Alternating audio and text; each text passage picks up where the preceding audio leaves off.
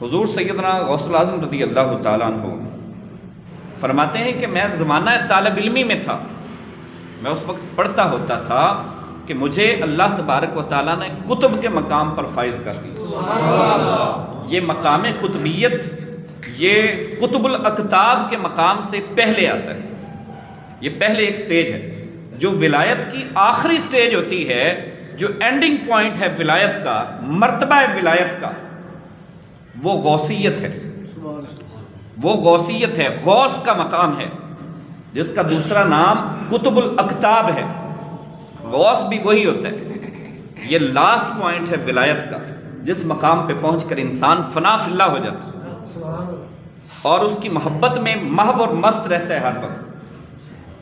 فرماتے ہیں کہ میں ابھی زمانہ طالب علمی میں تھا، میں ابھی پڑھا کرتا تھا، درست العلم حتی صرت کتبا نلت سعدا من مولا الموالی، ابھی میرا زمانہ طالب علمی تھا کہ اللہ تبارک و تعالیٰ نے مجھے قطبیت کے مقام پر فائز کر دیا۔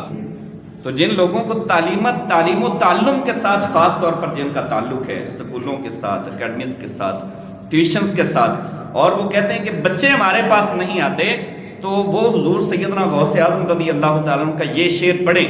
درست العلم حتی صرت کتبا نلت سعدا من مولا الموالی، کہ میں ابھی زمانہ طالب علمی میں تھا، میں ابھی پڑھا کرتا تھا کہ اللہ تبارک و تعالیٰ نے مجھے زمانے کا کتب بنا دیا۔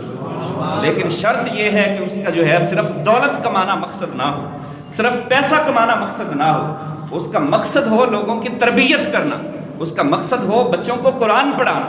اس کا مقصد ہو بچوں کے اندر جو ہے حضور سیدنا غوث اعظم رضی اللہ تعالیٰ عنہ کی محبت بپا کر دینا اور بچوں کے دل میں عشق رسول پیدا کرنا، یہ مقصد ہوگا۔ اور اس مقصد کو لے کر جب وہ بچوں کو پڑھائے گا، طلباء کو پڑھائے گا، تو پھر خدا کی عزت کی قسم ہے دولت اس کے قدموں میں ڈھیر کر دی جائے گی۔